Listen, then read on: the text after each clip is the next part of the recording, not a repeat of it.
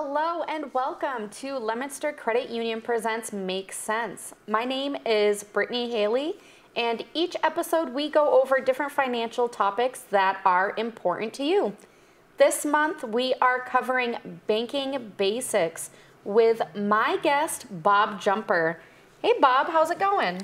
It's going good. Thanks for having me, Brittany. Absolutely. So Bob is an AVP Branch Manager at Leominster Credit Union. Can you tell us a little bit about yourself, about your banking career? Sure, absolutely.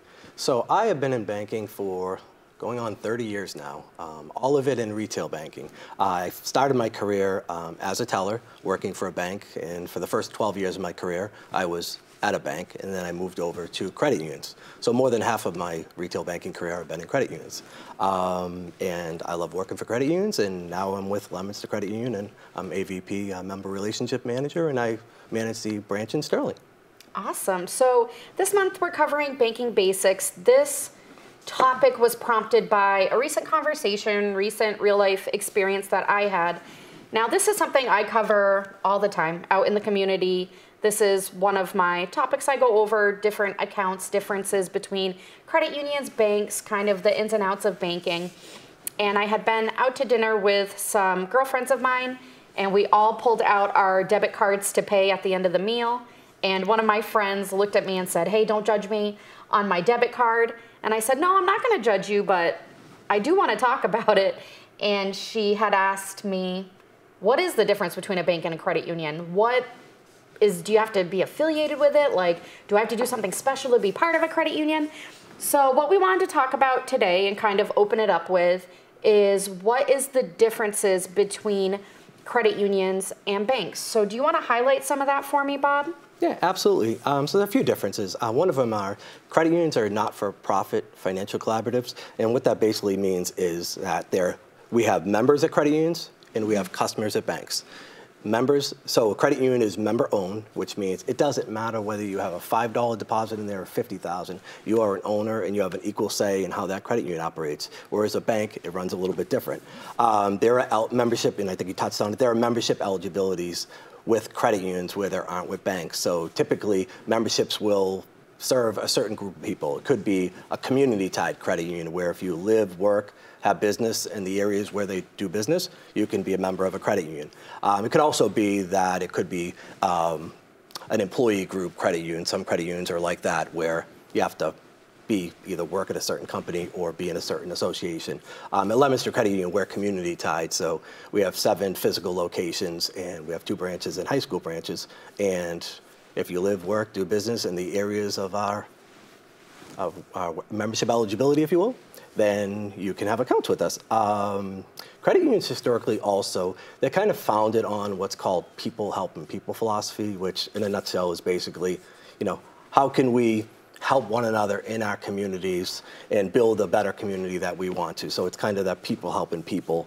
Couple other differences, you have a board for both. You're going to have a board of that governs credit unions and banks. With credit unions, they're all going to be volunteer, so they're not getting paid. So they're making decisions on behalf of their members, where in a bank, they're usually paid members. So at the end of the day, because we're not for profit, we're looking at just the best interest of a credit union. So after we pay out any expenses, that money goes back to us. It goes back to the members. It might be better rates. It could be less fees. It could be more attractive deposit and loan rates. Where in a bank, they're in business to make money. So their decision is going to be based on how to make the best profit for whether it's a regular mutual savings bank or one that's a public one where, how many shares you have might say, how much of a vote you have.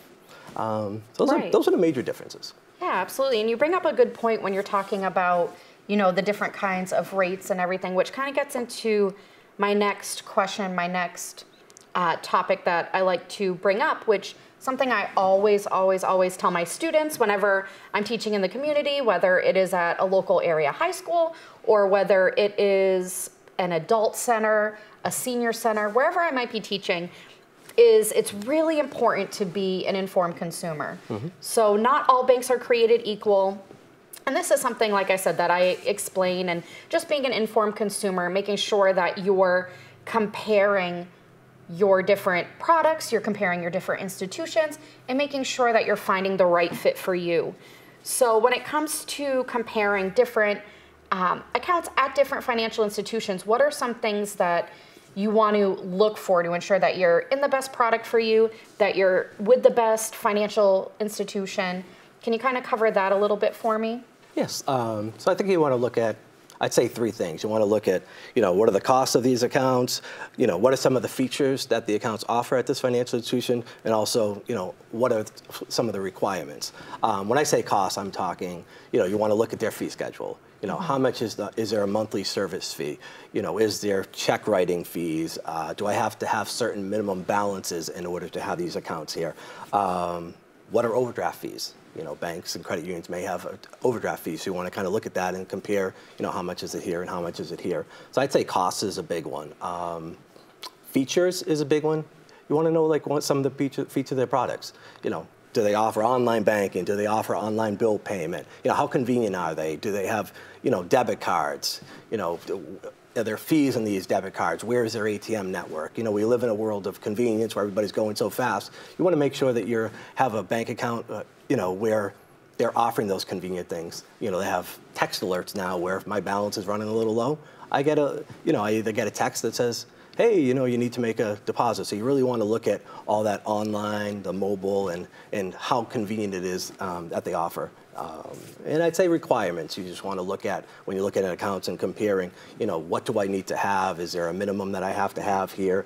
Do I have to have a minimum balance? Do I have to have direct deposit with this product and not that product? So you want to look at that as well. So I'd say that's some of the things you want to look for. And one example I like to bring up, and it's something that I didn't learn until I worked for a financial institution, and I'm sure it's similar for you, that as you work in banking, you learn a lot that you didn't realize before. Mm-hmm. And my first job at a credit union was when I was around 19 years old, and I was out on my own, and I was with my boyfriend, who's now my husband at the time, and he saw my bank statement and said, hey, your bank charges you $7 a month, right? Mm-hmm.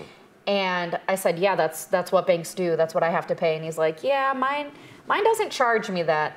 And back then, before I was in the know with financial products, financial services, financial institutions, I made the decision to open my bank account solely based on the fact that they gave me a sparkly Hello Kitty debit card. And that's why I went with them. And I didn't read any of the requirements. I didn't read any of the monthly charges. I had no clue.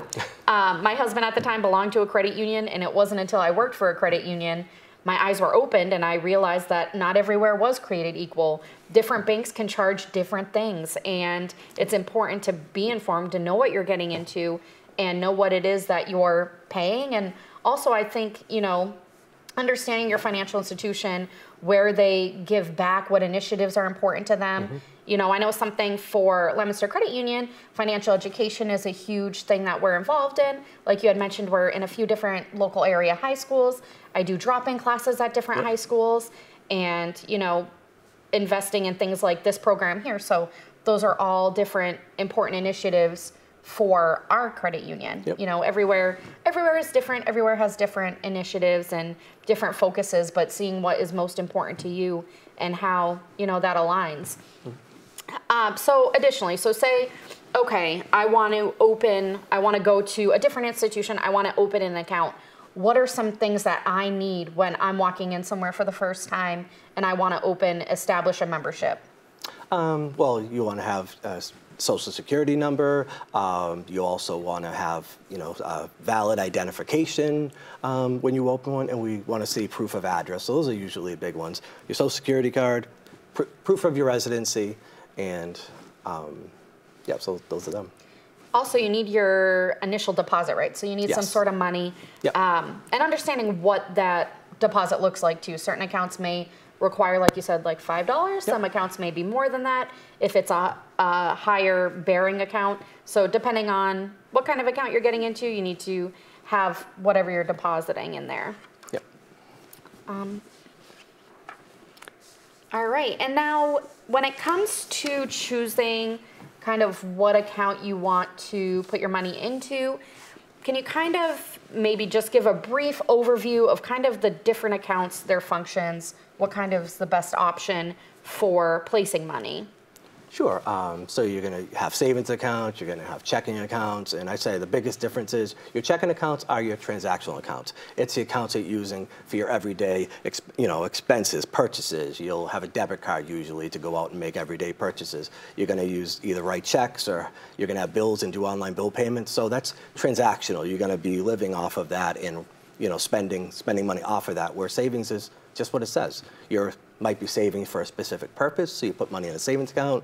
It could be for emergency funds. One thing that we teach as a credit union is it's extremely important to have an emergency fund. They say that 50% of people don't even have $400 in a savings account. So if an emergency happened, how are they going to have savings for it, if their transmission blows or something like that? So that's a big thing with when you talk about financial education that we often speak of is, teaching people the importance of having savings. And you'll get a nice, attractive, usually savings rate also when you have that. So those are your major accounts, your checking accounts, which are going to be for your bills and transactions and your living expenses, and your savings accounts for those purposes. Right, and I think it's worth noting here too that between banks and credit unions, they have similar products, they may have different names. So for instance, we have certificate of deposits at banks, CDs. Yep. At credit unions, they're known as term share certificates, but they're a timed savings vestibule, but, same kind of thing, but different kinds of names there. So I think, again, when you're looking around, you want to compare those products, see what is the best fit for you, but know that banks and credit unions alike do have similar products that they do offer. All right, Bob. Well, thank you so much for coming in today. We're going to go ahead and close this out. So again, this is Make Sense. I hope everything that we talked about today makes some sense to you. And if you have a question, we would love to hear from you. So if you want to go ahead and email us about a financial topic that is important to you, we will feature it on an upcoming episode. You can email us at fined@leominstercu.com. And we hope that this makes sense and you have a great day. Thank you.